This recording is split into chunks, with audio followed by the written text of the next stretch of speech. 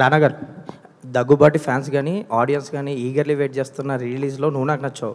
మొన్న వెంకటేష్ గారు కూడా అన్నారు, మీ సినిమాలో ఏది రిలీజ్ ఇస్తారు అంటే నువ్వు నాకు నచ్చావు చేయాలని ఉంది, చేస్తే బాగుంటుందని. సో ఏంటి సార్, ఎప్పుడు ఉండొచ్చు, ఎప్పటి నుంచి అందరూ వెయిట్ చేస్తున్నారు? డన్ అంటే will definitely pick it up అండి. ఇప్పుడు చెప్పారు మీరు, will speak to the ones in the group and will get it out. మీరు బాహుబలిని పాన్ ఇండియా సినిమా చేయడంలో కానీ బౌండరీస్ దాటించడంలో కానీ చాలా కీ రోల్ పోషించారు అప్పట్లో. ఆ తర్వాత చాలా సినిమాలు వాటిని దాటి కూడా వెళ్ళే పరిస్థితి వచ్చేసినాయి. ఇప్పుడు మీరు కొత్తగా అంటే మన Telugu cinema beyond the borders, అది మీ ఫీలింగ్ ఏంటి? మీరు అప్పుడేమనుకున్నారు, ఇప్పుడు అచీవ్ చేసామని ఫీల్ అవుతున్నారా? ఫర్దర్గా ఫ్యూచర్ ఇంకా చాలా ఉంది వెళ్ళాలని ఫీల్ అవుతున్నా. There is a lot more for us to go and conquer and we'll find it. Recently Pushpa 2 blockbuster అయింది, అన్ని రికార్డులను బద్దలు కొట్టింది.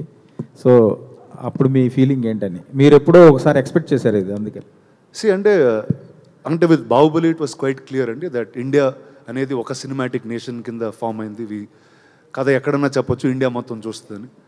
But now I think we have to take that next step. And ఇప్పుడు globally Korean cinema has done something very interesting. వాళ్ళు across their language, Koreans కాకుండా there are a bigger audience globally for Korean films than Koreans.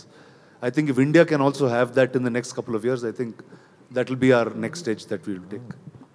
Rana garu, sir, it's complicated gurinchi maatladam sir. Enni lapte oka sir economic time stock la gelipothundi. Rana garu, saving capitalism program sir, rerelease trend అనేది ఎక్కువ నడుస్తుంది కదా present. So అంటే పాత సినిమాలు ఏవైతే ఉన్నాయో జనాలు ఇప్పుడు థియేటర్స్కి వచ్చి అవి ఎక్కువగా చూస్తున్నారు.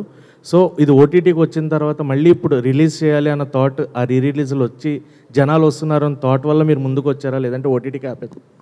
Actually this was a very old trend అండి. It just lost some heat. అంటే మీకు నేను యాక్చువల్లీ ఒక రీ-రిలీజెస్లో ఎక్కువగా చూసిన ఒక సినిమా ఉంది చిన్నప్పుడు.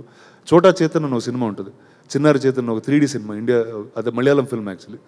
అది మెనీ రీ-రిలీజెస్ తర్వాత హైదరాబాద్కి వచ్చినప్పుడు నేను ఒకసారి చూడడం జరిగింది. That was the first time I saw it. And ఆ టైంలో rereleases were quite a popular thing. Second release films used to do second runs, third runs, because అంటే శాటిలైట్లో ఒక చాలా గ్యాప్ తర్వాత వచ్చేవి. They used to be a lot of gap. So it was a normal trend many years ago. It just became a trend again. And ఇంతకుముందు అంటే prints చేసి prints పంపిస్తూ ఉండేవాళ్ళు. ఇప్పుడు ఆ డీసీపీ అనేది it cost much lesser, transport is easier.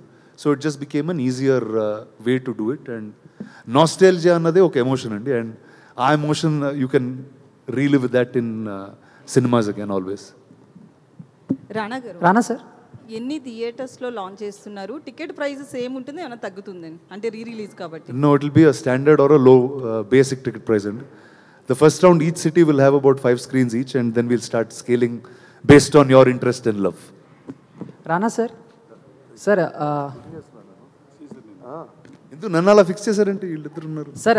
It's complicated movie release కాకుండా Feb 14th మీ లైఫ్లో స్పెషల్ ఏంటంటే ఏం చెప్తారు? ఏం లేదు బ్రో. యాక్చువల్లీ Feb 14th అనేది ఆ డే ఎలా పాస్ చేయాలో ఇప్పుడు ఇట్స్ లేదు. మా వైఫ్ని కూడా ఇప్పుడు సినిమాకి తీసుకెళ్తాను. ఇట్స్ కాంప్లికేటెడ్ సినిమాకి తీసుకెళ్తాను. ఒకప్పుడు ఇలా ఉండేవాడిని, చూడు ఎంత మంచివాడిని అయిపోయాను అని చెప్పడానికి. Thank you sir. Thank you. Thanks for your questions. Thank you so much.